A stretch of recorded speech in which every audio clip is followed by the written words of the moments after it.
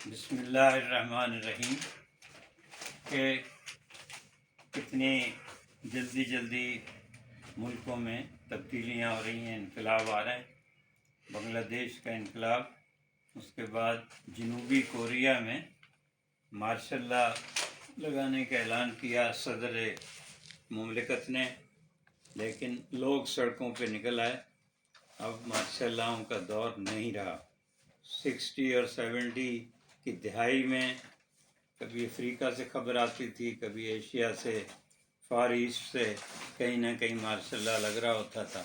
فوجی حکمران آ رہے ہوتے تھے۔ پاکستان میں بھی کئی دفعہ ایسی خبریں آئیں، اور اب تازہ ترین شام سے، جو انبیاء کی سرزمین ہے، اموی خلفاء کا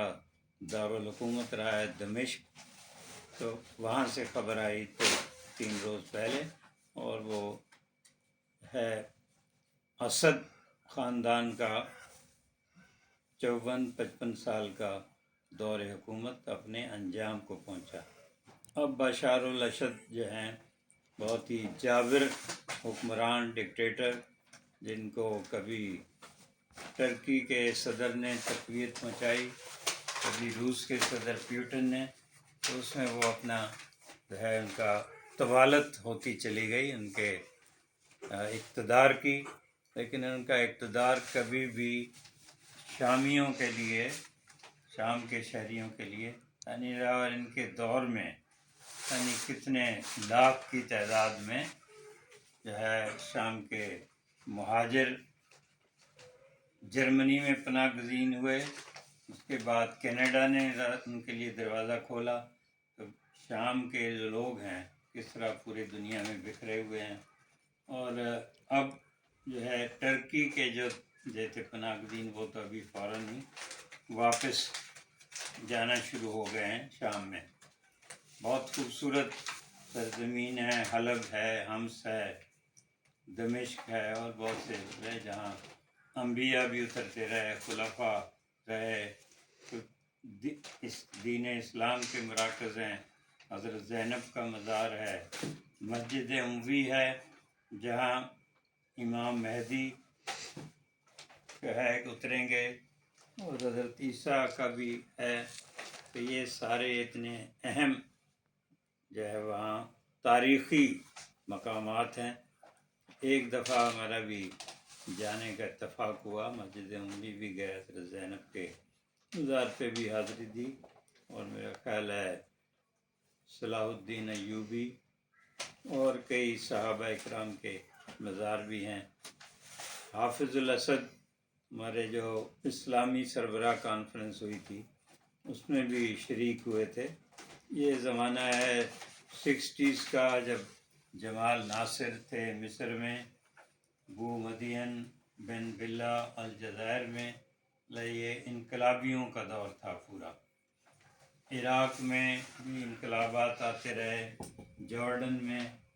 تو مشرق وسطیٰ ہمیشہ سے یورپ اور امریکہ کی سازشوں کا مرکز رہا ہے،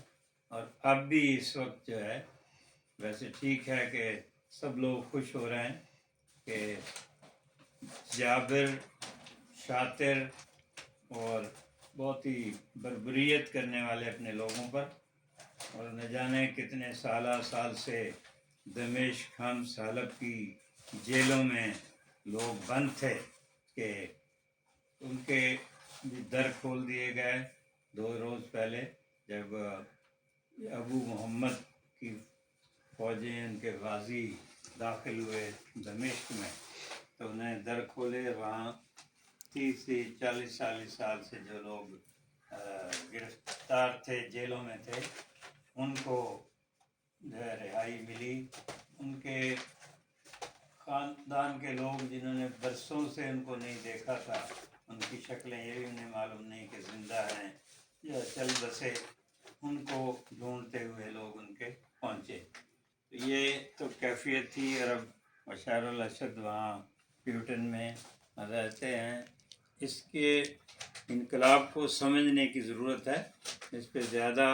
مسرت انبساط کا نہیں، کیونکہ جو لوگ اب آ رہے ہیں ان میں کرد بھی ہیں، القاعدہ والے بھی ہیں، اسامہ بن لادن کے لوگ بھی ہیں، ویسے بھی لوگ ہیں جو انسانی حقوق کے لیے جد و جہد کر رہے تھے۔ شام میں 2011 سے یہ سلسلہ حالیہ والا سلسلہ شروع ہوا تھا۔ بہت خانہ جنگی ہوئی ہے، بہت لوگ مارے گئے ہیں۔ مانوا اطراف میں ہم نے خاتون سمر یازبک جرنلسٹ ہیں، ان کی diary of a Syrian woman اور امنگ دی کراسڈ فائر بہت اچھی تھی کہ پڑھی گئی تھی کہ اس میں کس طرح سے دمشق میں ان کی خفیہ فوجی تھے،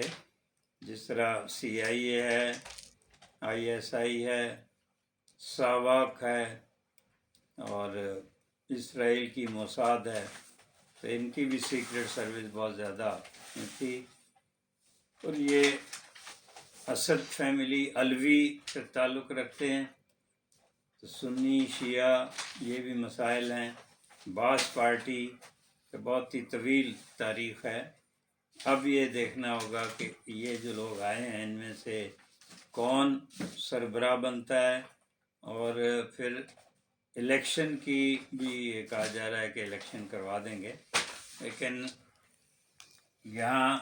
کوئی آزادانہ منصفانہ الیکشن کی کوئی روایت نہیں ہے، کوئی جمہوریت کی روایات نہیں ہے پچھلی نصف صدی سے، اس لیے الیکشن سے بھی کوئی جلدی امید نہیں رکھی جا سکتی۔ دعا یہی کرنی چاہیے کہ آرام سے پرامن طور پہ سکون سے یہ ہو جائے، لیکن بعض تجزیہ کار مشرق وسطیٰ کی یہ بھی کہہ رہے ہیں کہ یہ جو گریٹر اسرائیل ہے، جس کا پورا ارادہ ہے کہ وہ مشرق وسطیٰ میں، اس میں وہ سعودی عرب کو بھی اپنی لپیٹ میں لینا چاہتا ہے، سیریا کو، لبنان کو، تو یہ بھی ہے کہ کہیں اس کوشش سے گریٹر اسرائیل کی طرف راستہ نہ نکلے، کیونکہ یہ جو حالیہ انقلاب ہے یا فوج باغی جو کامیاب ہوئے ہیں وہ حزب اللہ کو کمزور کرنے سے ہوئے ہیں، کہ اسرائیل نے بار بار حملے کر کے لبنان پر حزب اللہ کو کمزور کیا ہے، تو ایران سے ان باغیوں کی نہیں بنتی ہے۔ ترکی میں کرد کی وجہ سے کچھ مسائل پیدا ہوں گے، اس طرح عراق میں سیریا کی فوج میں سے زیادہ لوگ جو بھگوڑے ہیں وہ عراق میں جا کے انہوں نے پناہ لی ہے، بہت سے شامی فوجی جو ہیں وہ ان باغیوں سے عاملے ہیں، تو یہ صورتحال میں واضح ہونے میں بھی ابھی خیال ہے 20-25 روز تو کم از کم لگیں گے۔ فوری طور پہ ایک شاعر کی حیثیت سے محمود شام کو جو ہوا صبح پارک میں جاتے ہیں واک کرتے ہوئے، تو یہ نظم ہوئی ہے وہ آپ کی خدمت میں پیش کرتے ہیں، جس میں جو صرف شام نہیں مشرق وسطیٰ بھی اور پورے مسلمان ملکوں میں جو مسائل ہیں ان کی طرف کچھ اشارہ جاتا ہے۔ کٹ گئیں شام کی زنجیریں بھی، کھل گئے جیل کے بھاری پھاٹک، آنکھ ملتے ہوئے ہر عمر کے قیدی نکلے، رات بے گور و کفن پھرتی ہے،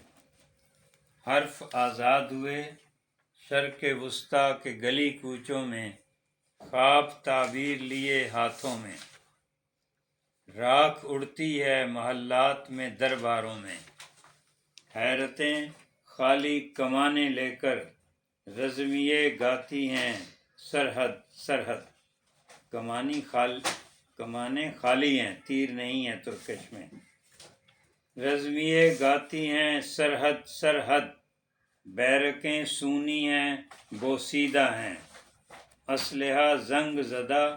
کند ہیں شمشیریں بھی، کٹ گئیں شام کی زنجیریں بھی، اسلحہ زنگ زدہ کند ہیں شمشیریں بھی، کٹ گئیں شام کی زنجیریں بھی، ساری محکوم زمینیں پرجوش، ساری محکوم زمینیں پرجوش، دن نکلنے ہی نکلنے والا، ساری محکوم زمینیں پرجوش۔ محکوم زمینیں آپ دیکھ لیں مسلمانوں میں ہی زیادہ ہیں، کہاں کہاں ہیں، دن نکلنے ہی نکلنے والا، رات بے گور و کفن چیختی ہے، سب سے کہتی ہے مجھے دفن کرو، مجھے دفن کرو، رات بے گور و کفن چیختی ہے، سب سے کہتی ہے مجھے دفن کرو، مجھے دفن کرو۔ تو مسلمان ملکوں میں جو بادشاہتیں ہیں اور جابر شخصی حکمرانیاں ہیں، ان کی اب پاری آئی ہوئی ہے۔ یہ مصر میں بھی اس وقت پھر دوبارہ جنرل ہی قابض ہیں، تیونس میں کچھ آزادی ملی ہے، باقی زیادہ تر ملکوں میں ملوکیت ہے، بادشاہتیں ہیں، اور نہ لوگوں کو اپنے انسانی حقوق حاصل ہیں، نہ ہی باقاعدہ لوگوں کو اپنے رہنما، اپنی حکمران منتخب کرنے کا موقع دیا جاتا ہے۔ فلسطین کی صورتحال آپ کے سامنے ہے، اور افسوس یہ ہے کہ اس وقت عالم اسلام میں کوئی بھی قد آور ہے حکمران یا رہبر رہنما نہیں ہے، اور نہ ہی کوئی ایسی بڑی تحریکیں چل رہی ہیں۔ تو یہ بھی جو باغی اس وقت شام میں جنہوں نے اس وقت قابض ہوئے ہیں ملک پر، تو ان کا کیا فلسفہ ہے، کیا چاہتے ہیں، کس قسم کی جمہوریت چاہتے ہیں، کس قسم کی حکومت، خواتین کو تعلیم کی آزادی ہوگی کہ نہیں۔ زیادہ تر خیال یہ ہے کہ یہ ایک روس کے خلاف ہے، جیسے طالبان نے پہلے روس کے خلاف کیا، پھر امریکہ کے، لیکن یہ ان کو امریکہ کی حمایت حاصل ہے، اگرچہ ٹرمپ نے کہا ہے کہ ہمیں اس میں نہیں پڑیں گے، لیکن بائیڈن صاحب کی یہ آخری دنوں کی کوشش نظر آتی ہے۔ اب اس کو غبار چھٹ جائے اور پھر واضح صورتحال ہو۔ ابھی تک حکومت پاکستان نے کوئی واضح اعلان نہیں کیا کہ وہ اس سلسلے میں ان کا کیا تحقیق ہے، اور اس پاکستانی جو ہیں لوگ وہاں شام میں ان کی حفاظت کے لیے کیا کیا گیا ہے، اور جو پاکستان میں اگر شامی پناہ گزین ہیں ان کا کیا ان کے لیے پالیسی اختیار کریں گے۔ تو یہ انہوں نے کہا کہ شام کی صورتحال پر فوراً آپ سے بات ہو جائے، اور اس کے لیے زیادہ بہتر ہے کہ الجزیرہ سے آپ زیادہ دیکھیں، کیفیت وہاں سے معلوم ہوگا۔ CNN کچھ بہتر پوزیشن بتا رہا ہے، تو اس میں ہمیں اچھی طرح تجزیہ تحقیق کر کے کہ القاعدہ کی کیا صورتحال ہے شام میں، یہ اسامہ بن لادن کے فالوورز کیا کر رہے ہیں، باس پارٹی کس نتیجے پر پہنچی ہوئی ہے، عراق اور شام کے آپس میں کیا تعلق ہیں۔ بہت ان کی لڑائیاں عراق اور شام کی سالہ سال جاری رہی ہیں، عراق اور ایران کی رہی ہیں۔ تو ایران کی طرف سے کہا جاتا ہے کہ وہ شام پر اپنا غلبہ رکھنا چاہتا ہے، اس کی طرف سے کیا رد عمل آ رہا ہے، یہ ساری چیزیں دیکھ کر پھر آپ کسی نتیجے پہ پہنچ سکتے ہیں۔ بہت شکریہ۔